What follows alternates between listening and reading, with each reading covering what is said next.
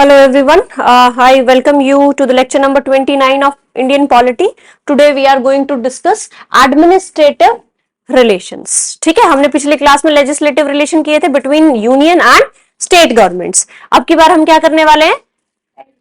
Administrative relations. ठीक है, उनमें सबसे पहले आती है कि एग्जीक्यूटिव पावर डिस्ट्रीब्यूट कैसे है स्टेट और सेंटर के बीच में.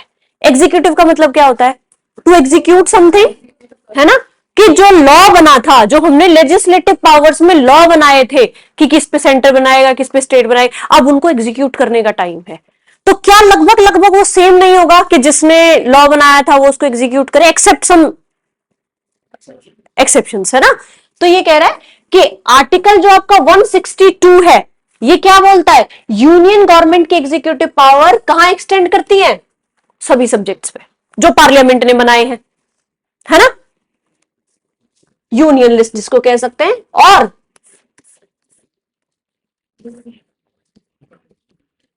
जहां पर राइट्स, अथॉरिटी एंड ज्यूरिसडिक्शन है, कहां पर? जो ट्रीटीज या एग्रीमेंट से आया है. तो ऑब्वियस सी बात है ना, यूनियन पे ही जाएंगे वो सारा, उनको एग्जीक्यूट करने की रिस्पॉन्सिबिलिटी.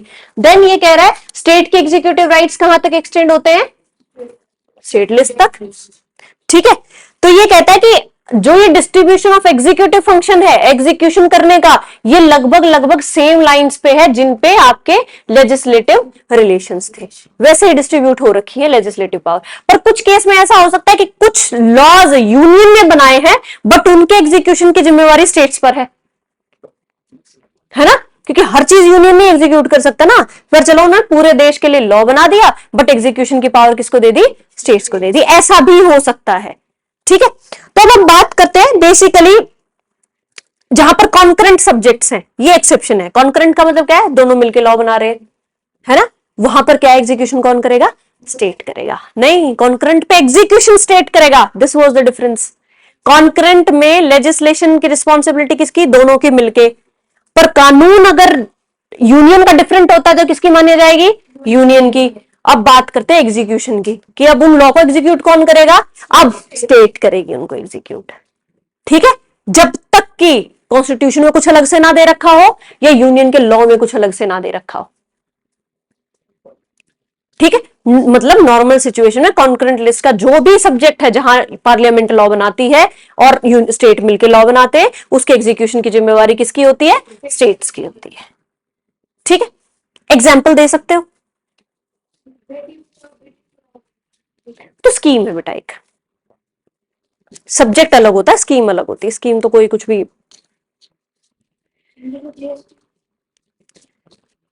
हाँ, बिल्कुल सही बात है.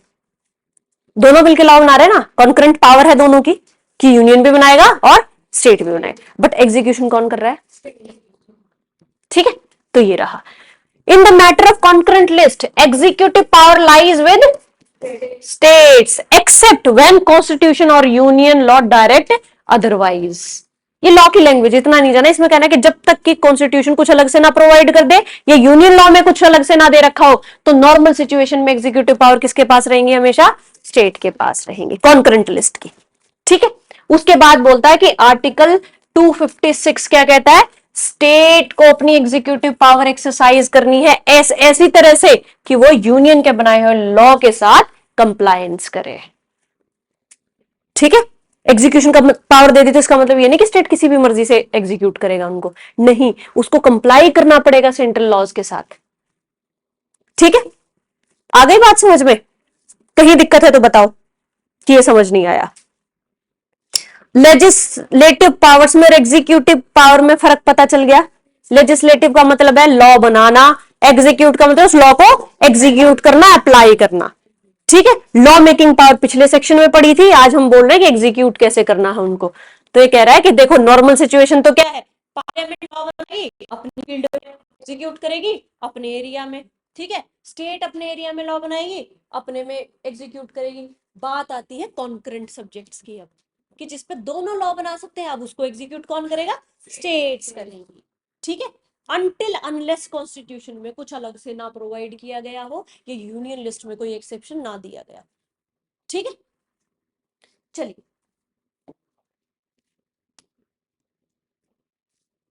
दूसरा है सेंटर के पास पावर है to issue directions to the states. कौन से आर्टिकल के तहत मिली है ये पावर? आर्टिकल 257 के तहत सेंटर क्या कर सकता है? स्टेट्स को डायरेक्शन इशू कर सकता है।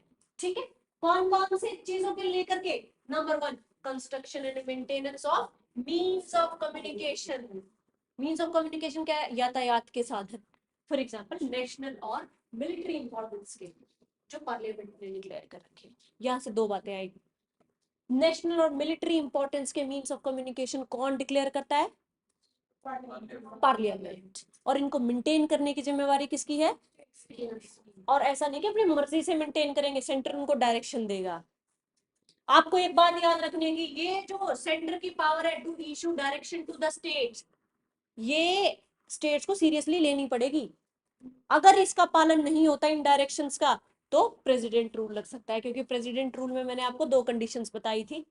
पहली तो क्या? कॉन्स्टिट्यूशन के हिसाब से स्टेट नहीं चल रहा है। दूसरी क्या? कि सेंटर की डायरेक्शन नहीं मानी स्टेट्स ने। ये है वो डायरेक्शंस जो अगर स्टेट नहीं मानेगा तो प्रेसिडेंट रूल लगेगा। ठीक है, पावर है क्योंकि सजेशन नहीं दे रहा है यहाँ पे, सेंटर डायरेक्शन दे रहा है ना। और पहली क्या है? Construct and maintain the means of communication. ठीक है, मीन्स ऑफ कम्युनिकेशन आपको वो चाहे दूर संचार हो सकता है, मतलब फॉर एग्जांपल टेलीफोनिक, या आपके रोड रेलवे, ये इस टाइप के मीन्स ऑफ कम्युनिकेशन हो सकते हैं। ठीक है, जिनको पार्लियामेंट ने डिक्लेयर किया है नेशनल और मिलिट्री इंपॉर्टेंस का। हाँ हाँ हाँ,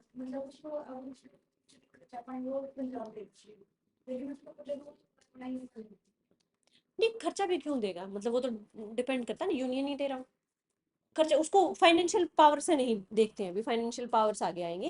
कहने का मतलब ये है कि जिस भी रास्ते को या जिस भी मीन्स ऑफ कम्युनिकेशन को नेशनल या मिलिट्री इंपॉर्टेंस का दर्जा पार्लियामेंट दे देगी, स्टेट को डायरेक्शन दे सकते हैं कि इसको आप जो है कंस्ट्रक्ट करो और मेंटेन करो। पता चला आपकी आर्मी को डिप्लॉय करना है कहीं पे, रेल टूटी, रेल के वो लाइन टूटी हुई है,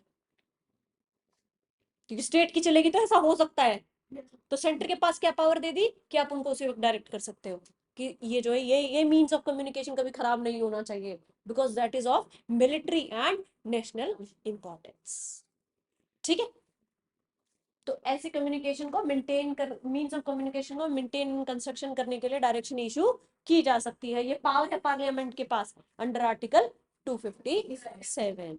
ठीक है, then protection of railway infrastructure in the state, है ना। अब ऐसा नहीं है कि आपकी बाउंड्री से अगर रेल की लाइन बिछी हुई तो आप अपनी मर्जी से उसको, क्योंकि वो पूरे देश को इम्पैक्ट करेगी, समझे ना। तो आप सोचो ना कि कश्मीर से ट्रेन चल रही है कन्याकुमारी तक जा रही है, तो ऐसे सारी स्टेट अगर अपना अपना चलाने लग गई तो वो ट्रेन तो कभी पहुंचेगी ही नहीं कन्याकुमारी, है ना। तो ये हाँ हाँ, मीन्स ऑफ कम्युनिकेशन में सब आ जाता है ना। तो रेलवे को लेकर के भी डायरेक्शन इशू कर सकती है कि आपको रेलवे लाइंस मेंटेन करनी है एंड कंस्ट्रक्ट करनी है, जब जब हम बताएंगे, जैसे जैसे बताएंगे। ठीक है, another one is provision for adequate facilities of instruction in mother tongue in primary education for linguistic minorities। जो भी लोग भाषाई तौर पर अल्पसंख्यक हैं उनको मदर टंग में प्राइमरी एजुकेशन देने के लिए सेंटर डायरेक्ट कर सकता है स्टेट्स को। अल्पसंख्यक क्या होते हैं? जिनकी संख्या कम होती है, मेजोरिटी में नहीं है, माइनॉरिटी में है, तो उनके बच्चों को प्राइमरी एजुकेशन उनकी मदर टंग में देने के लिए सेंटर डायरेक्शन इशू कर सकता है स्टेट्स। ठीक है, ये कहां से आता है? आर्टिकल 3 ये इंपॉर्टेंट है, प्लीज इसको स्टार नाम। Formulation and implementation of welfare schemes related to scheduled tribes in the states. ठीक है, शेड्यूल्ड ट्राइब से रिलेटेड अगर कोई भी स्कीम है उसको इंप्लीमेंट करने की डायरेक्शन सेंटर दे सकता है स्टेट में। फॉर एग्जाम्पल हरियाणा में है कोई शेड्यूल्ड ट्राइब? नहीं, हरियाणा में एससीज है, एसटीज नहीं है, ट्राइब नहीं है कोई भी, है ना। तो जहां भी फॉर एग्जाम्पल राजस्थान में शेड्यूल्ड ट्राइब्स है ना, राजस्थान में शेड्यूल्ड ट्राइब्स है, उनके लिए अगर कोई वेलफेयर स्कीम इंप्लीमेंट करनी है तो सेंटर स्टेट को डायरेक्शन दे सकता है। ठीक है, याद हो गए? 1 2 3 4। ठीक है, सब याद होने चाहिए ये। आर्टिकल ये लिंग्विस्टिक माइनॉरिटी वाला इंपॉर्टेंट था क्योंकि इसको लेकर के कमीशन भी बनाया गया है। अब बात करते हैं non compliance with these direction can invite coercive action by the centre. अगर आप इन सब स्टेट इनको फॉलो नहीं करेगी, इन 4 डायरेक्शंस को, सेंटर ने कहा कि ये जो है रेलवे लाइन आप मेंटेन करके रखिए, स्टेट ने नहीं की, प्रेसिडेंट रूल लग सकता है। अगर मींस ऑफ कम्युनिकेशन उन्होंने मेंटेन एंड कंस्ट्रक्ट नहीं किए तो स्टेट यूनियन गवर्नमेंट के पास पावर है, वो क्या कर सकती है, प्रेसिडेंट रूल लगा सकती है। ठीक है, may lead to president rule in the state if center so decides। और प्रेसिडेंट रूल किस आर्टिकल के अंदर लगता है, 365। ठीक है, यही वो डायरेक्शन थी। प्रेसिडेंट रूल 2 तरीके से लग सकता है, नंबर 1 कॉन्स्टिट्यूशन के हिसाब से स्टेट काम ना कर रही हो, नंबर 2 ये सेंटर की डायरेक्शन ना माने तो। ठीक है, चलिए, ये किसी को नहीं समझ में आया हो, चलिए दूसरा है ऑब्लिगेशन है कुछ स्टेट पर और यूनियन पर। ठीक है, ऑब्लिगेशन हमें पढ़नी है, 2 तरह की ऑब्लिगेशन है यूनियन के ऊपर। The first one is general obligation, number 2 is specific obligation. ठीक है, हाँ, जरूरी करना पड़ेगा आपको वो काम, आपके पास चॉइस नहीं है ना, आपके ऊपर ऑब्लिगेशन है। ठीक है, तो ये कह रहा है कि स्टेट और यूनियन के ऊपर ऑब्लिगेशन है, कि ये क्या कहता है कि सेंटर के ऊपर ना यूनियन को अगर आप बेसिकली अपने फंक्शंस कैरी आउट करने हैं अच्छे से, तो कुछ रिस्ट्रिक्शंस लगानी पड़ेंगी स्टेट्स के ऊपर, है ना, ऐसे तो वो यूनियन को काम नहीं करने देंगे। तो यूनियन की पावर को एक्सटेंड करने के लिए स्टेट्स के ऊपर 2 तरह की रिस्ट्रिक्शंस लगाई जाती हैं, जिनको ऑब्लिगेशन भी कहा जाता है सेंटर की, कि सेंटर की ऑब्लिगेशन है भाई ये। क्या obligation, the first one is general obligation, वो आर्टिकल 256 में। तो ये कहता है, कॉन्स्टिट्यूशन में लिखा है ये, जहां भी वर्ड आए ना मेंशन इन कॉन्स्टिट्यूशन, उसको ध्यान से पढ़ा करो। आपने स्टेटमेंट्स में भी देखा होगा ना, जब आप क्वेश्चन सॉल्व करते हो, it is mention in constitution, तो आपको पता होना चाहिए क्या मेंशन है कॉन्स्टिट्यूशन में। जब आर्टिकल दे दिया तो इसका मतलब मेंशन नहीं है कॉन्स्टिट्यूशन में, है ना। तो आर्टिकल 256 ऐसा बोलता है कि it provides that every state's executive power is to be exercised in such a manner to ensure compliance with the law made by union। हाँ, कि स्टेट को जब भी कोई लॉ एग्जीक्यूट करना है तो किस लाइन पे एग्जीक्यूट करना है, जो पार्लियामेंट ने मेंशन कर रखा है। ठीक है, पार्लियामेंट की डायरेक्शंस फॉलो करनी पड़ेगी। ठीक है, ये तो हो गई आपकी, जो जनरली बोल दिया ना कि जो भी लॉ आप एग्जीक्यूट करोगे तो पार्लियामेंट्री बेसिकली आपको वो चीजें ध्यान में रखनी पड़ेंगी कि पार्लियामेंट ने उस पर क्या डायरेक्शंस दे रखी हैं। फिर आता है स्पेसिफिक ऑब्लिगेशन, ये 250, ये तो जनरली सब लॉ पे एप्लीकेबल है, इसलिए इसको जनरल ऑब्लिगेशन कहा गया। तो ये है आर्टिकल 257, ये कहता है कि executive power of every state will be exercised in a way that it does not impede या prejudice the exercise of executive power of union। कि स्टेट जब कोई भी लॉ एग्जीक्यूट कर रही है तो उसे ये ध्यान में रखना पड़ेगा कि क्या इससे मैं यूनियन एग्जीक्यूटिव के ऊपर कोई इंपीडमेंट तो नहीं कर रहा हूँ, या उसका रास्ता तो नहीं रोक रहा हूँ। फॉर एग्जाम्पल, आपको कुछ एग्जीक्यूट, स्टेट को कुछ एग्जीक्यूट करना है, बट वो यूनियन की किसी चीज को एग्जीक्यूट होने से रोक रहा है, नहीं कर सकते ऐसे। आपको फैसिलिटेट करना है कि यूनियन की सारी चीजें जो है वो एग्जीक्यूट हो अच्छे से। 2 चीजें समझ में आई। पहली जनरल ऑब्लिगेशन क्या है, कि सारी जो स्टेट है वो इस तरह से एग्जीक्यूट करेगी कि वो पार्लियामेंट के लॉज के साथ कंप्लायंस करे। ठीक है, दूसरा क्या करेगी कि कोई भी ऐसा काम नहीं करेगी जिससे यूनियन जो है वो इंपीड करे या उसके बीच में हर्डल पैदा करे। ठीक है, तो ये है इसकी स्पेसिफिक ऑब्लिगेशन, हर्डल पैदा करना, रोकना, है ना, उसको किसी भी चीज को फैसिलिटेट होने से रोकना, इज इंपीडमेंट। प्रेजुडिस का भी मतलब वही होता है, मतलब वो कहते हैं ना कि प्रेजुडिस करना, या इसको कह सकते हैं संकट में डालना। अगर नहीं कर पाए प्रेसिडेंट रूल लगा देंगे, इसी बात के तो मौके पे है वो। हाँ, ऑब्लिगेशन है ना ये, ऑब्लिगेशन फुलफिल नहीं करोगे तो क्या होगा, सेंटर को लगा आप तो कॉन्स्टिट्यूशन के हिसाब से नहीं चल रहे हो। क्यों, क्योंकि ऐसा कौन बोल रहा है, कॉन्स्टिट्यूशन का आर्टिकल 256 और 257। आप अगर इसको फॉलो नहीं कर रहे तो किसको फॉलो नहीं कर रहे, कॉन्स्टिट्यूशन को नहीं फॉलो कर रहे। और अगर कॉन्स्टिट्यूशन को फॉलो नहीं कर रहे तो रास्ता क्या है, प्रेसिडेंट।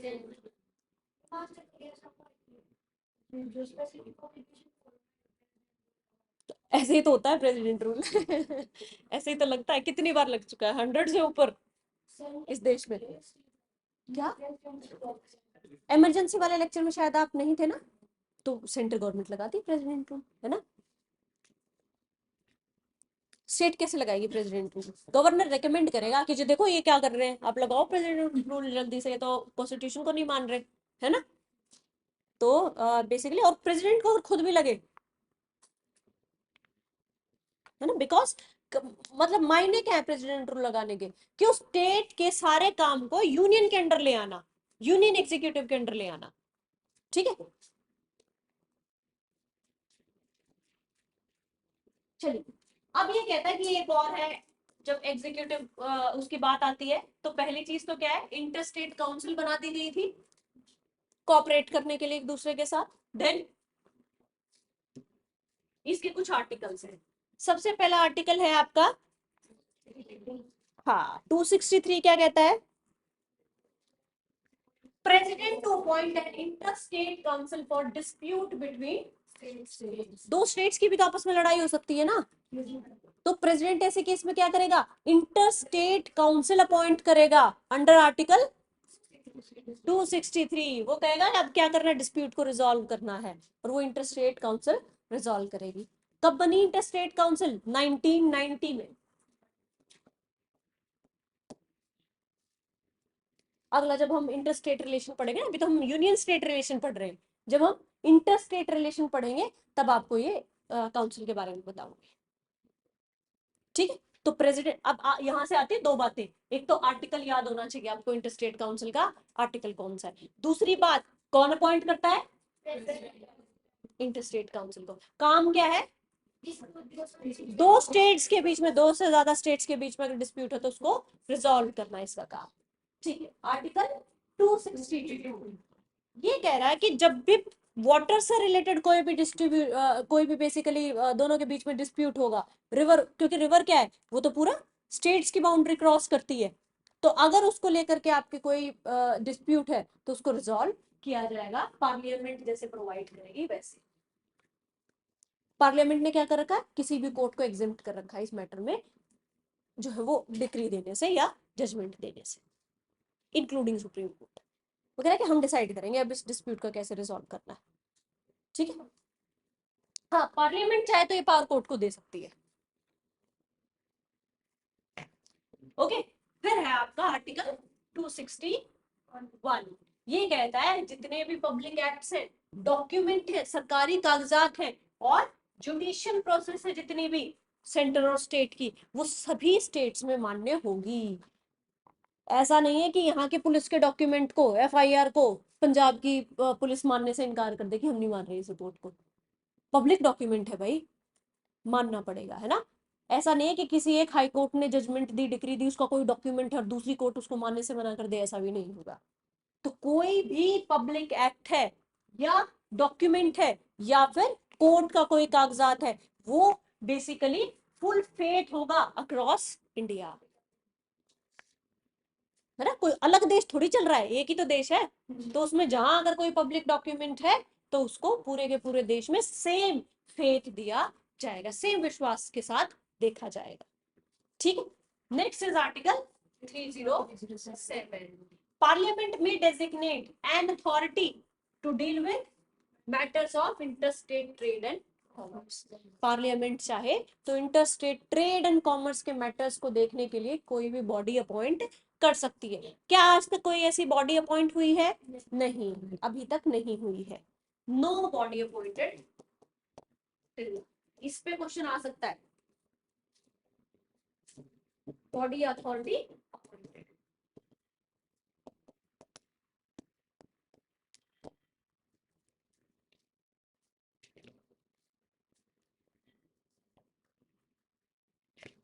ठीक है, आगे बात समझ में, कॉपरेशन में ये पॉइंट थे आपके बेसिकली चार, कि आपस में स्टेट्स में या पार्लियामेंट कैसे एक दूसरे को कॉपरेट करेंगे। ये कॉपरेशन ही तो होता ना कि एक का डॉक्यूमेंट दूसरे में वैलिड होगा, है ना।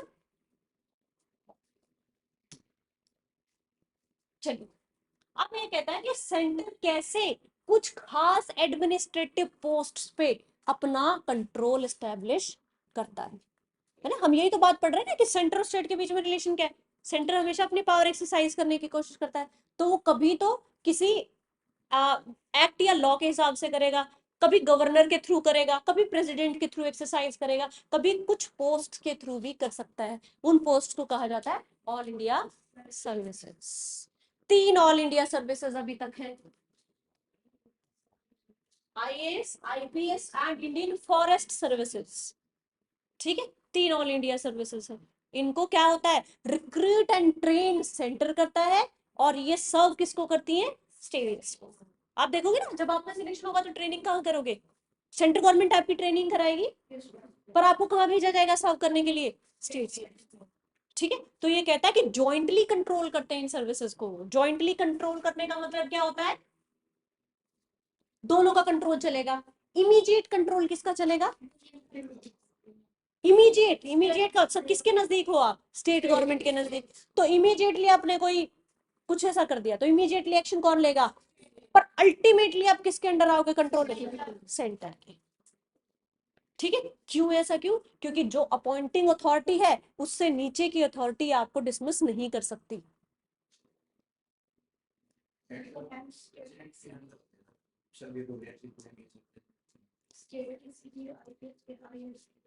टर्मिनेट नहीं कर सकते, एक्शन ले सकते है ना, सस्पेंड किया जा सकता है, टर्मिनेट नहीं कर सकते। टर्मिनेट वही करेगा जिसने, जिस लेवल की अथॉरिटी ने आपको अपॉइंट कर रखा। नहीं, फॉरेन नहीं आता, कैसे आएगा स्टेट के अंदर, इमेजिन, सेंट्रल सर्विस है वो। आगे पढ़ेंगे हम ये सर्विसेज ना, सारी पढ़ेंगे, सेंट्रल सर्विस कौन सी होती है, और ये बेसिकली ऑल इंडिया सर्विसेज कौन सी होती हैं, एंड स्टेट सर्विसेज कौन सी होती है। ठीक है, तो बेसिकली ऑल इंडिया सर्विसेज क्या, कैसी सर्विसेज हैं, जिनको ट्रेन एंड रिक्रूट करता है सेंटर, और वो सर्व करती है स्टेट को। जॉइंटली कंट्रोल होती है, इमीडिएट कंट्रोल स्टेट का रहेगा, अल्टीमेटली कौन कंट्रोल करेगा, सेंट्रल गवर्नमेंट या यूनियन गवर्नमेंट कंट्रोल करेगी। ठीक है, बेसिकली इनको कहा कि तरीका है सेंट्रल गवर्नमेंट का to exercise control over state government, पर ये इंपॉर्टेंट भी है। रीजन क्या, पहला तो ये high standards and of administration को मेंटेन करती है। Imagine you being trained in state training academies, है ना, तो कैसे अफसर बन के, HIPA, Haryana institute of public administration. यार लबासना की कंपैरिजन कैसे हो सकती है ना, आप सोचो ना कितना हाई स्टैंडर्ड मेंटेन किया जाता है। तो उस लेवल की ट्रेनिंग देने के लिए बेसिकली, इसलिए यूनियन गवर्नमेंट ने अज्यूम किया ट्रेनिंग का जिम्मा। दूसरा क्या है, ensure uniformity in administration through out the country, कि अब अगर स्टेट ट्रेन करेंगी तो वो हर स्टेट का डिफरेंट डिफरेंट हो जाएगा, मॉड्यूल डिफरेंट हो जाएगा, सारी चीजें डिफरेंट हो जाएंगी, यूनिफॉर्मिटी नहीं रहेगी। अब देखोगे कि ट्रेन एक ही जगह से सारे आईएएस होकर के आए हैं, तो यूनिफॉर्मिटी ऑफ एडमिनिस्ट्रेशन है पूरी कंट्री में। तीसरा क्या है, coordination, cooperation and joint action, जो कॉमन इंटरेस्ट के मुद्दे हैं उनमें होगा।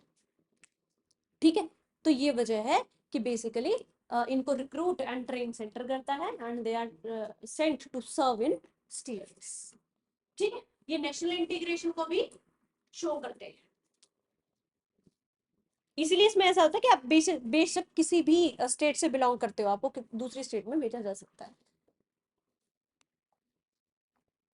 इसीलिए ज्योग्राफी और हिस्ट्री पढ़नी जरूरी है। हाँ, पता चला कि आपको उड़ीसा में भेज दिया, आपको पता ही नहीं, कलिंगा, आई डोंट नो, तो क्या उड़ीसा सर्व करोगे आप, है ना। हरियाणा में भेज दिया, अच्छा जी, हमें तो पता ही नहीं, हरियाणा की ज्योग्राफी नहीं पता, हमें हिस्ट्री नहीं पता, किससे अलग हुआ था पता नहीं तो फिर कैसे सर्व करोगे हरियाणा, है। तो इसीलिए हिस्ट्री, पॉलिटी और ज्योग्राफी आपको पढ़ाई जाती है, सो दैट आपको पूरी कंट्री के बारे में पता। चलिए, फिर आता है पब्लिक सर्विस कमीशन के थ्रू भी सेंटर एक्सरसाइज करता है अपनी पावर को। पहला तो क्या है क्या ये public service commission, these are the institutions which are responsible for recruitment of key posts in the state's administration। ठीक है, for example Haryana public service commission किसको अपॉइंट करता है, एसडीएम्स को, डीएसपीस को, है ना, ये की पोजीशंस है जो स्टेट का एडमिनिस्ट्रेशन संभालेगी। ठीक है, और दूसरा क्या है, अब देखो जैसे कि अब यहाँ कंट्रोल कैसे करता है, जितने भी चेयरमैन हैं they are all appointed by the governor but removed by the president, है ना। प्रेसिडेंट का मतलब क्या, यूनियन गवर्नमेंट, उसने अपना रोल प्ले किया है ना। क्योंकि प्रेसिडेंट को समझ लो, जहां भी प्रेसिडेंट है it is union government, because president कोई भी काम बिना aid and advice of council of minister के नहीं करता। ड्यूअल पॉलिटी का मतलब है आपके रियल हेड और नॉमिनल हेड डिफरेंट है। रियल पावर किसी और में, नॉमिनल पावर किसी और के हाथ में, इसको ड्यूअल पॉलिटी कहते हैं, है ना।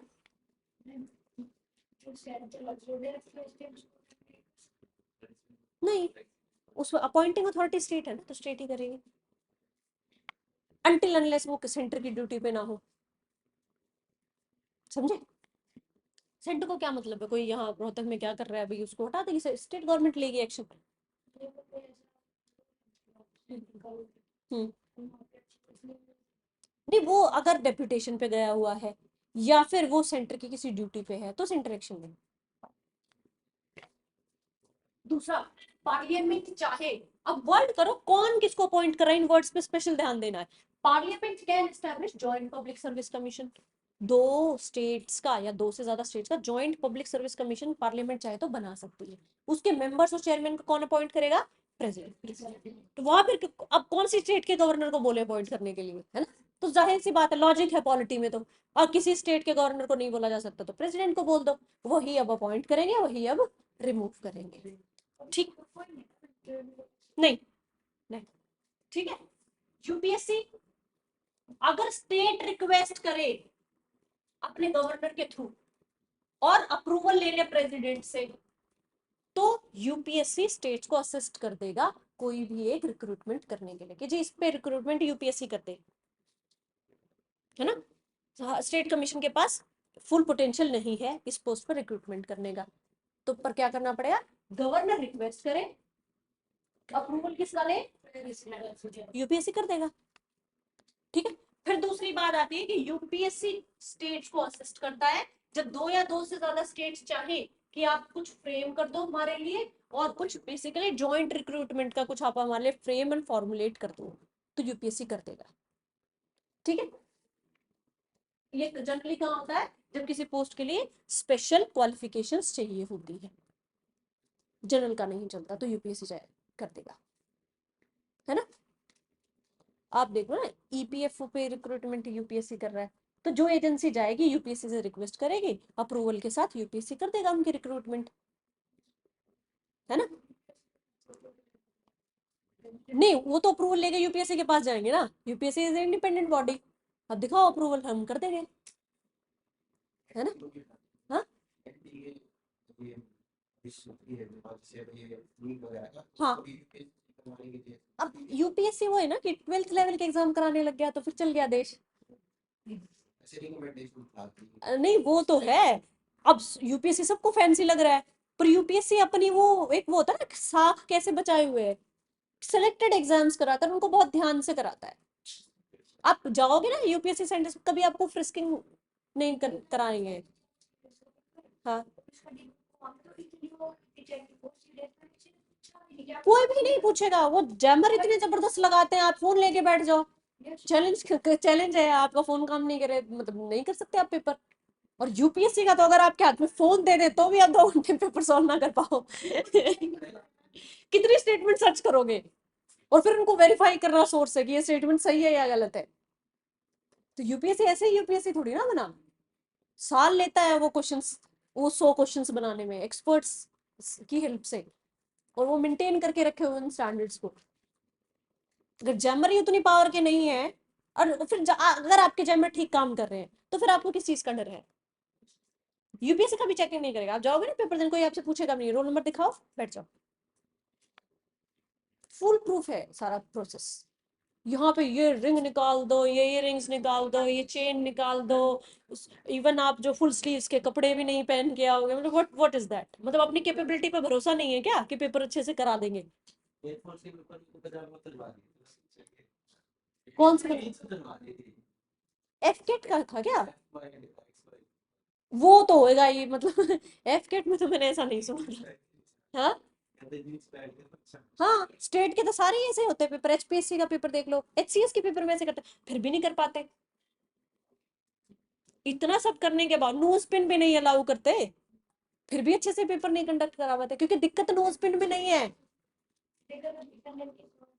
नहीं, उनके ऑफिशियल्स में वही पेपर भेज देते हैं है ना।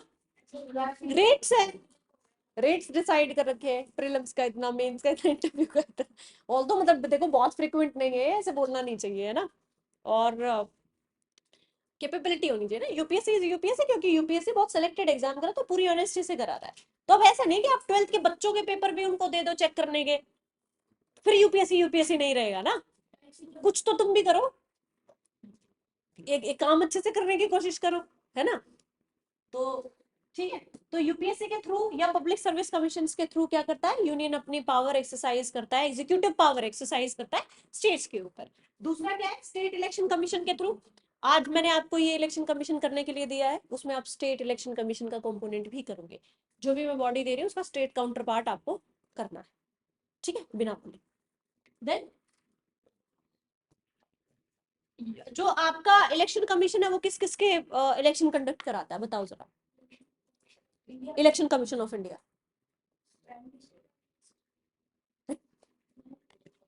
बिल्कुल अनपढ़ साउंड कर रहे हो। प्राइम मिनिस्टर का इलेक्शन मतलब लिटरली अनपढ़ साउंड कर रहे हो तुम। लोकसभा इलेक्शंस बोला जाता है उनको, है ना। हाँ, दूसरा,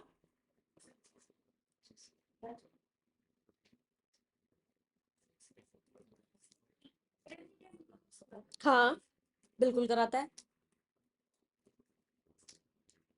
लोकल बॉडीज के ही जाते हैं स्टेट इलेक्शन कमीशन को, ठीक है। नहीं लो, हाँ हाँ एग्जैक्टली, वो भी स्टेट, सॉरी ये election commission of India. Local bodies का मतलब पंचायत, म्यूनिसिपैलिटीज, इनके इलेक्शन जो है स्टेट इलेक्शन कमीशन कराता है। Local body elections carried out by the state election commission. हाँ, लोकल बॉडीज का मतलब ये पंचायत इलेक्शंस, है ना, ये स्टेट इलेक्शन कमीशन कराएगा। हम्म, ना ऐसे तो कुछ नहीं, वो भी कैपेबल बॉडी है इलेक्शंस की, तो मतलब ये तो देखो, ये तो प्रॉब्लम तो हर जगह, इतनी पॉपुलेशन को कंट्रोल करना आसान काम थोड़ी है। इतनी पॉपुलेशन ऊपर से अनपढ़, आसान थोड़ी है कंट्रोल करना, कोई भी अथॉरिटी ना कर पाए, इतना तो हो रहा है कम से कम, है ना। और ये गवर्नर के द्वारा इम्प्रूव अपॉइंटमेंट होती है इनकी, जो आपके स्टेट के इलेक्शन कमिश्नर हैं। और रिमूवल किसके द्वारा होता है, प्रेसिडेंट के द्वारा। तो हो गया ना यूनियन का कंट्रोल यहाँ पर। देन ये कह रहे इंटीग्रेटेड जुडिशियल सिस्टम, पूरे उसको आपके जुडिशियल सिस्टम को कौन सुपरवाइज कर रहा है, सुप्रीम कोर्ट। एक जैसे लॉज हैं, एक जैसा रेगुलेशंस हैं, ठीक है। तो ये बेसिकली इंटीग्रेटेड जुडिशियल सिस्टम है, जिसको बेसिकली सुप्रीम कोर्ट ओवरसी करता है, ठीक है। अब ये कहता है कि कुछ ऐसी भी चीजें एक्स्ट्रा, ये तो कॉन्स्टिट्यूशन में मेंशन थी, जिनके थ्रू यूनियन एक्सरसाइज कर रहा था स्टेट के ऊपर अपनी पावर। अब ये कह रहा है कि कुछ एक्स्ट्रा कॉन्स्टिट्यूशनल भी हो सकती है। For example NITI Aayog,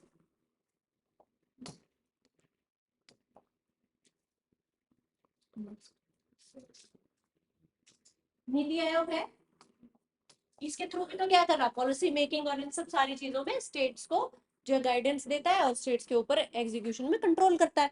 then central council of health, ये सारी काउंसिल ये कर लेता है। यूजीसी हो गया, यूनिवर्सिटी ग्रांट कमीशन, ठीक है। तो इसके थ्रू भी एक्सरसाइज करता है अपनी एग्जीक्यूटिव पावर। दूसरा क्या है, हाँ हाँ आ सकता है, पर स्टेट बोर्ड्स में जरूरी नहीं है ना, कंपल्सन जहां हो वहां की बात कर सकता है। स्टेट चाहे तो अपने लिए अलग कर सकते हैं। तो अब ये बात करना, कुछ कॉन्फ्रेंसेस होती है, जैसे कि गवर्नर्स की कॉन्फ्रेंस, उसको कौन हेड करता है, है ना? और चीफ मिनिस्टर्स की कॉन्फ्रेंस, उसको कौन हेड करेगा, जितने भी चीफ सेक्रेटरीज हैं उनकी कॉन्फ्रेंस होती है, उसको कौन हेड करता है, कैबिनेट सेक्रेटरी। और जितना भी चीफ जस्टिस की कॉन्फ्रेंसेस होती है, उसको कौन प्रेसाइड करता है, चीफ जस्टिस ऑफ इंडिया। और स्टेट के होम मिनिस्टर्स की अगर कॉन्फ्रेंस होती है, उसको कौन हेड करेगा, हाँ।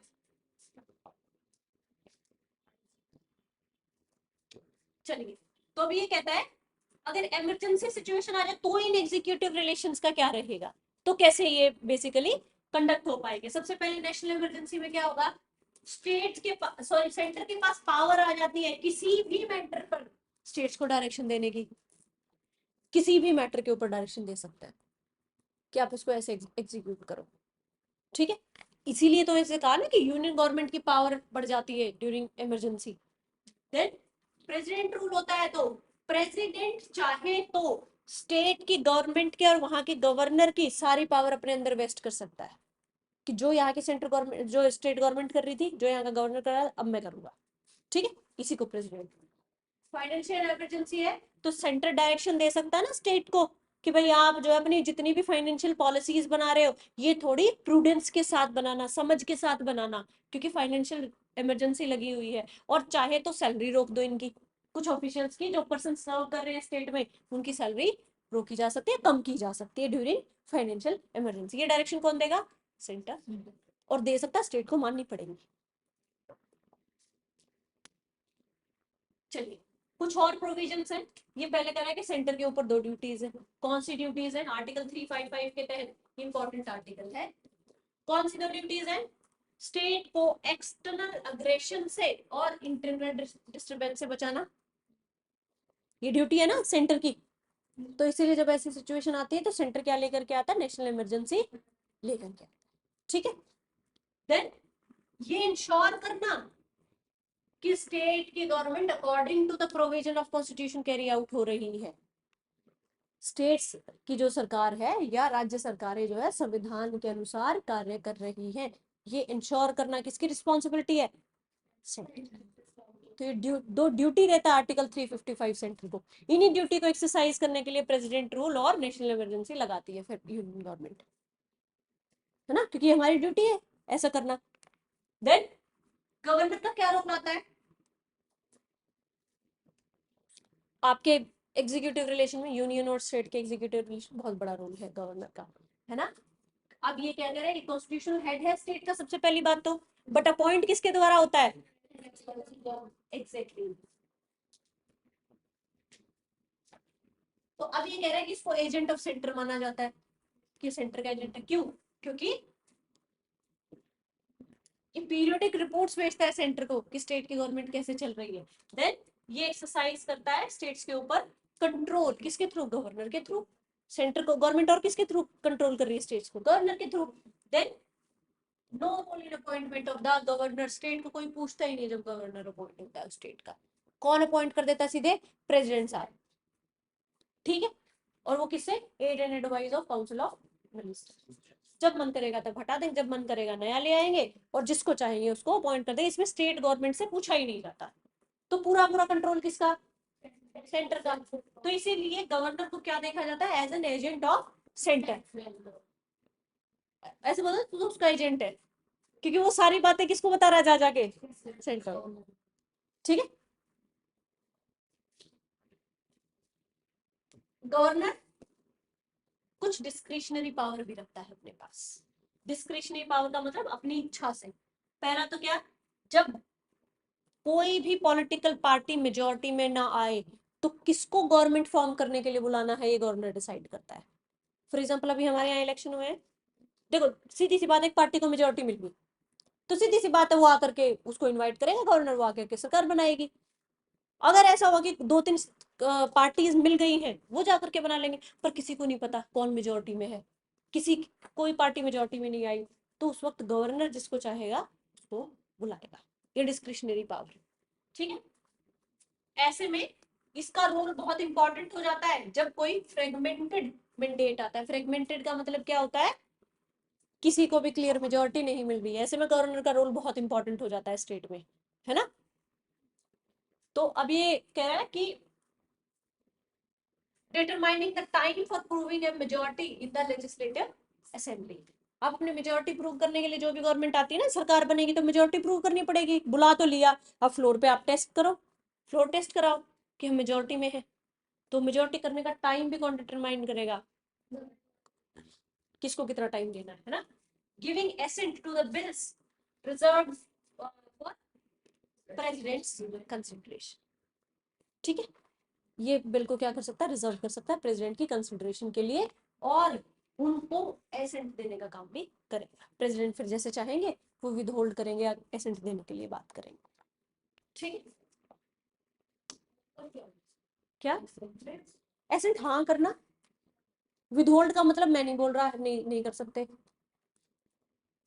है ना।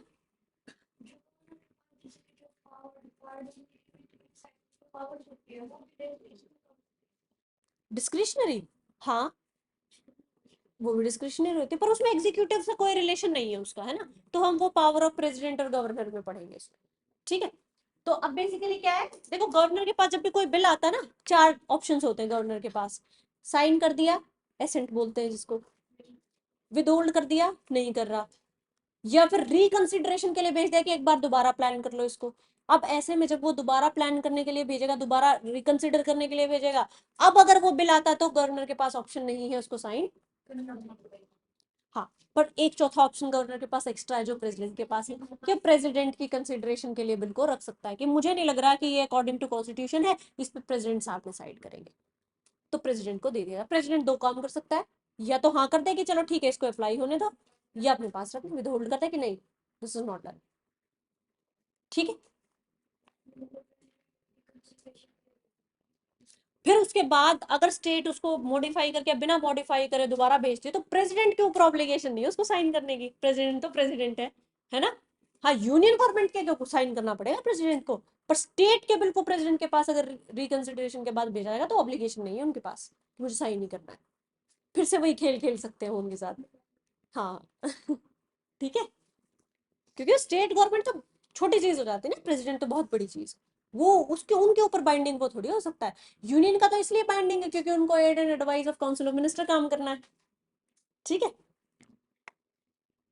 चलिए ये था बेसिकली आपके एडमिनिस्ट्रेटिव या एग्जीक्यूटिव रिलेशंस जो भी थे। हम फाइनेंशियल रिलेशन अगली क्लास में करेंगे। आपको इस चैप्टर से रिलेटेड मैंने एक काम दिया था,